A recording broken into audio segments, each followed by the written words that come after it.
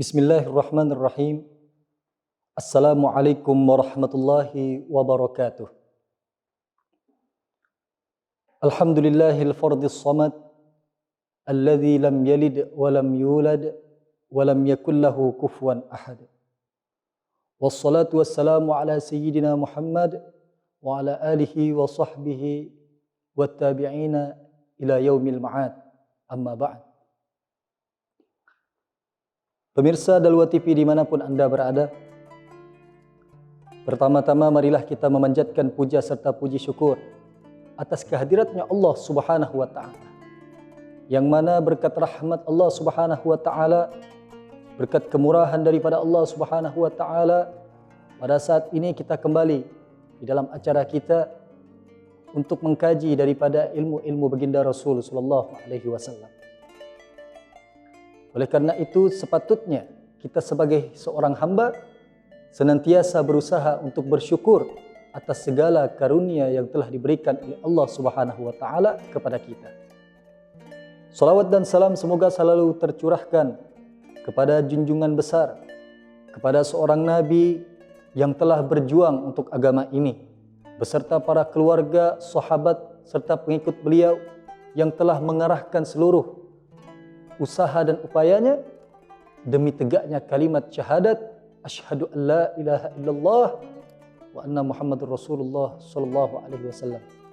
Demi tegaknya kalimat syahadat la ilaha illallah.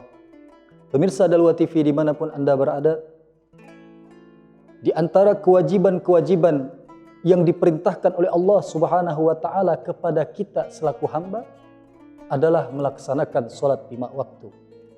Dimulai dari solat subuhnya, zuhurnya, asar, maghrib dan isyaknya, kita diperintahkan oleh agama untuk melaksanakannya. Baginda Rasul sallallahu alaihi wasallam di dalam hadisnya yang mulia, beliau bersabda, faqala an-nabiy sallallahu alaihi wasallam, as-salatu imaduddin, faman aqamaha faqad aqamad-din, wa man tarakaha faqad hadamad-din. Yang artinya, solat adalah tiang agama. Barang siapa yang mendirikan solat, berarti dia mendirikan agamanya. Dan barang siapa yang meninggalkan daripada solat, berarti dia merobohkan agamanya. Di dalam hadis ini, kita dapat mengambil suatu kesimpulan bahwasannya amal ibadah solat memiliki peran yang begitu sangat penting di dalam urusan agama. Bahkan sebagaimana yang kita ketahui, bahwasannya solat merupakan rukun Islam yang kedua setelah mengucapkan kalimat syahadat. Yang ini semakin menunjukkan kepada kita dan memberikan pemahaman bahwasannya solat memiliki peran yang begitu sangat penting. Oleh karena itu, pada pertemuan kita kali ini, Al-Faqir akan menyampaikan satu di antara keutamaan daripada kita melaksanakan solat dan satu di antara ancaman bagi orang-orang yang meninggalkan solat. Pemirsa Dalwa TV dimanapun Anda berada, Allah Subhanahu wa Ta'ala berfirman di dalam surah Al-Baqarah ayat 43, A'udzu billahi minasyaitonir rajim. Bismillahirrahmanirrahim. Wa aqimus salata wa atuz zakata warka'u ma'ar raki'in. Wa aqimus salata wa atuz zakat. Dan dirikanlah salat dan tunaikanlah zakat, warka'u ma'ar raki'in, dan rukuklah bersama orang-orang yang rukuk.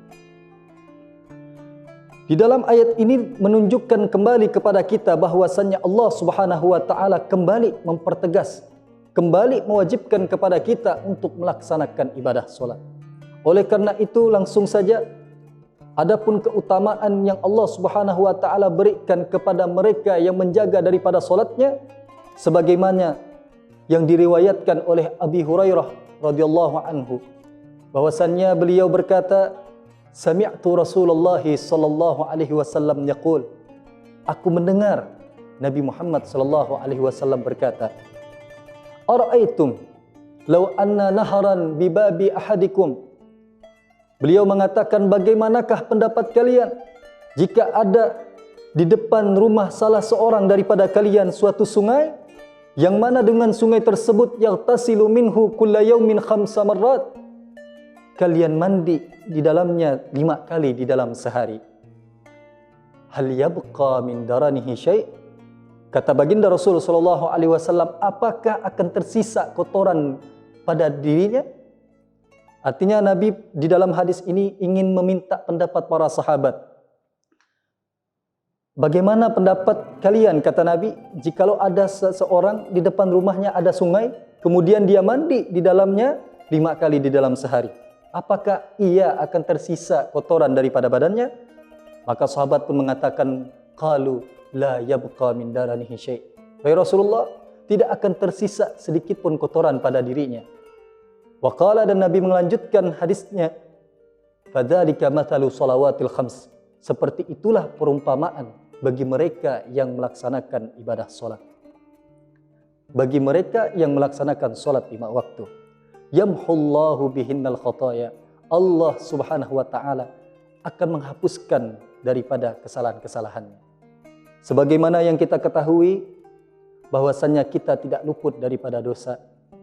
Oleh karena itu hikmah diwajibkannya solat bagi kita ada 2. Yang pertama, hikmah untuk mensucikan diri kita secara zahir, yaitu dengan adanya kita berwudu, kita mencuci wajah kita, membasuh tangan dan kaki dan lain sebagainya.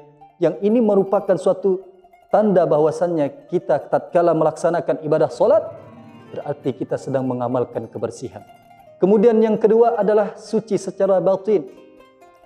Sebagaimana kita ketahui setiap harinya selalu saja kita berbuat dosa, baik dari dosa pandangan kita, dari perkataan kita, kaki kita yang salah melangkah. Ketika kita melaksanakan amal ibadah solat ini, maka Allah subhanahu wa ta'ala akan menggugurkan kesalahan kita pada hari itu.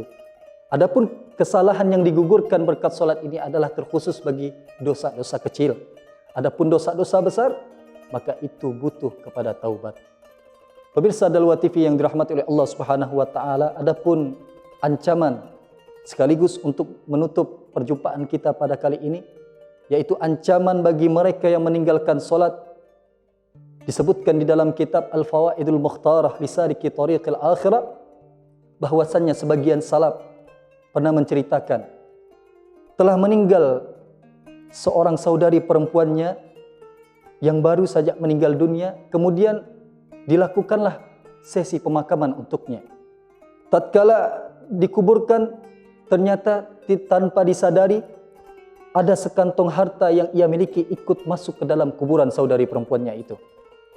Sampai akhirnya semua orang yang datang menziarahi pun kembali dan dia juga kembali meninggalkan kuburan itu.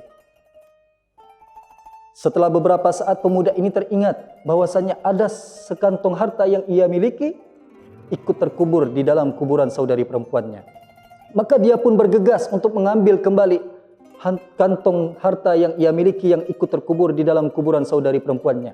Setelah menggali dan menggali, alangkah kagetnya seorang pemuda ini tatkala dia menggali dan menggali kuburan saudari perempuannya dengan niat mengambil sekantong harta yang jatuh di dalam kuburan perempuan tersebut.